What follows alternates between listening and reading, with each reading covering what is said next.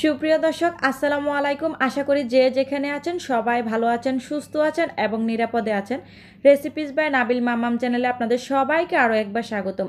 আজকের রেসিপি থাকছে চিংড়ি মাছ দিয়ে লাল শাকের ঝোল রেসিপি, পুষ্টিগুণে ভরপুর। এই রেসিপি তৈরি করার জন্য আমি এখানে একটি কড়াই বসিয়ে দিয়েছি, পরিমাণ মতো তেল দিয়ে দিয়েছি, হাফ কাপ পরিমাণ পেঁয়াজ কুচি দিয়ে হালকা নেড়েচেড়ে একটু ভেজে নেব।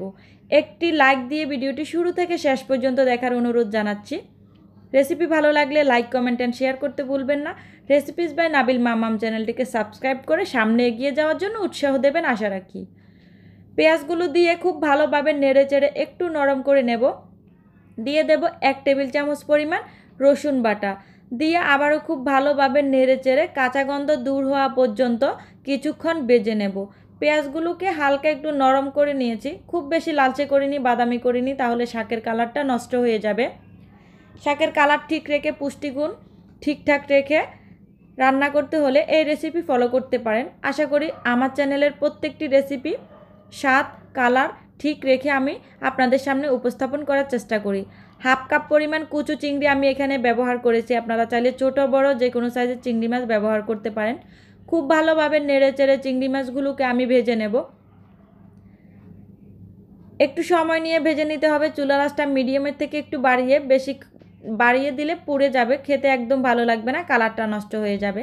চিংড়ি মাছটা 1 মিনিটের মতো ভেজে নিয়ে আমি এখানে পরিমাণ মতো পানি দিয়েছি, সামান্য পরিমাণ, যেন গুঁড়ি মশলা দিলে পুড়ে না যায়।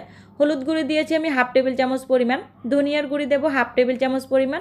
আমি এখানে হাফ টেবিল চামচ পরিমাণ লাল মরিচের গুঁড়ি ব্যবহার করেছিলাম, আমি ভিডিও অন করতে ভুলে গিয়েছিলাম, তার জন্য অত্যন্ত দুঃখিত। আপনারা আপনাদের ঝাল অনুযায়ী পছন্দ মতো কাঁচামরিচ অথবা লাল মরিচের গুঁড়ি ব্যবহার করতে পারেন। লবণ দিয়েছি স্বাদ মতো, দিয়ে খুব ভালোভাবে নেড়ে চেড়ে 1 থেকে 1.5 মিনিটের মতো আমি মশলাটাকে খুব সুন্দরভাবে একটু কষিয়ে নেব। তেলটা যখন আলাদা হয়ে যাবে, খুব সুন্দর একটা স্মেল আসবে, এই সময় আমি আবারও কিছুটা পানি অ্যাড করে দেব। খুবই অল্প পরিমাণে পানি ব্যবহার করতে হবে লাল শাকের ঝোল রেসিপি তৈরি করার জন্য। খুব বেশি পানি ব্যবহার করলে খুব বেশি ঝোল হবে, খেতে একদম ভালো লাগবে না।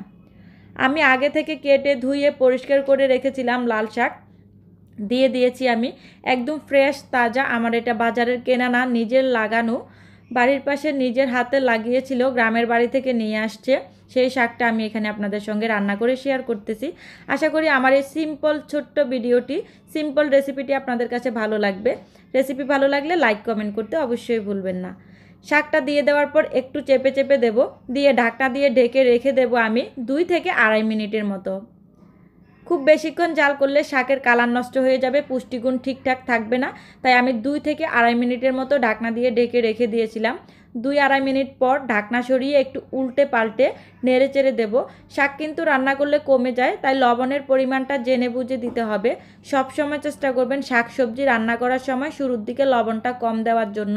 প্রয়োজন হলে পরে অ্যাড করে দেওয়া যাবে, কিন্তু লবণ বেশি হলে খেতে ভালো লাগবে না। আমি খুব ভালোভাবে শাকটাকে নেড়েচেড়ে উল্টে পাল্টে দিয়েছি। এখন যেহেতু সিদ্ধ হয়নি, আমি আবারও ঢাকনা দিয়ে 1 থেকে 1.5 মিনিটের মতো রেখে দেব। 1 থেকে 1.5 মিনিট পর আবার খুব সুন্দরভাবে একটু উল্টে পাল্টে নেড়েচেড়ে দেব আমি। খুব সুন্দরভাবে শাকগুলো সিদ্ধ হয়ে গিয়েছে, আপনারা দেখেই বুঝতে পারতেছেন। এর থেকে বেশি পরিমাণ ঝোল রাখলে খেতে ভালো লাগবে না। আরও যেহেতু 30-40 সেকেন্ডের মতো রান্না করব, তাই ঝোলটা আরও একটু টেনে আসবে। খেতে পারফেক্ট একটা স্বাদ, ফ্লেভার এবং পুষ্টিগুণ ঠিকঠাক থাকবে, তাই বেশি পরিমাণে পানি ব্যবহার করব না।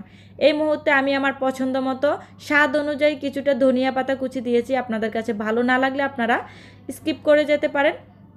ধনিয়া পাতা কুচি যারা খেতে পছন্দ করেন তারা দিতে পারেন। আমি ধনিয়া পাতা দেওয়ার পর আবারও খুব ভালোভাবে নেড়ে চেড়ে একটু উল্টে পাল্টে দিয়েছি। ঝোলটা এভাবে মাখা মাখা গায়ে গায়ে থাকলে খেতে খুব ভালো লাগে। চিংড়ি মাছ দিয়ে লাল শাকের ঝোল রেসিপি যারা খাননি, আমার আজকের এই রেসিপিটা ফলো করতে পারেন। অসম্ভব ভালো লাগে গরম গরম ভাতের সঙ্গে পুষ্টিকর লাল শাকের ঝোল। শাক মানে শাকের ঝোল রেসিপি তৈরি করে খেলে কিন্তু পুষ্টিগুণটা একদম পারফেক্ট থাকে। তৈরি হয়ে গেল। ধনিয়া পাতা কুচি দেওয়ার পর 1 মিনিটের মতো জাল করে চুলাটা বন্ধ করে দিয়েছি। পারফেক্টভাবে কালার ঠিক রেখে, পুষ্টিগুণ ঠিক রেখে খুবই সিম্পল একটা রেসিপি আপনাদের সামনে তুলে ধরেছি। ভালো লাগলে লাইক করতে ভুলবেন না, কমেন্ট করতে ভুলবেন না। ভুল ত্রুটি ক্ষমা সুন্দর দৃষ্টিতে দেখবেন। আল্লাহ হাফেজ, আসসালাম।